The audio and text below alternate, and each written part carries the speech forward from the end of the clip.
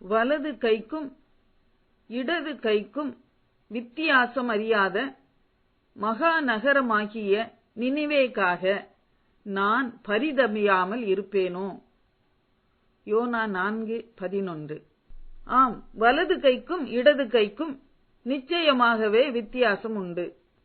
ஏனென்றால் வேதத்திலே பார்க்கிறோம், யாக்கோபு தன் மரண காலத்தில் விசுவாசத்தினாலே யோசேப்பின் விருப்பத்துக்கு மாறாக தன் வலது கையை எப்பிராயீம் இளையவனாயிருந்தும் அவன் தலையின் மேல் வைத்து முதலில் அவனை ஆசீர்வதித்து எப்பிராயீமை மனாசேக்கு முன்னே வைத்தான்.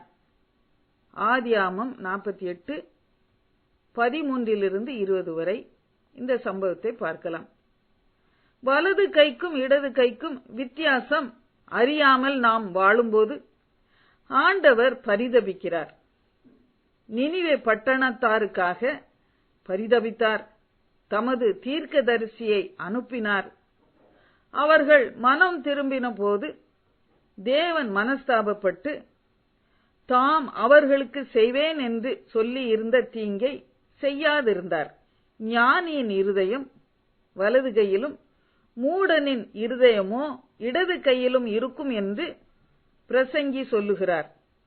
பிரசங்கி 10:2. அப்படி என்றால் என்ன?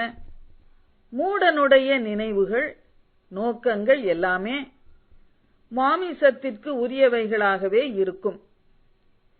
பூமிக்குரியவைகளையே சிந்தித்து அவைகளுக்காகவே கவலைப்பட்டு பிரயாசப்பட்டு வாழுவான். ஞானியோ தன் இருதயத்தை வலது கையில் உடையவனாய் பூமிக்குரியவைகளை அல்ல,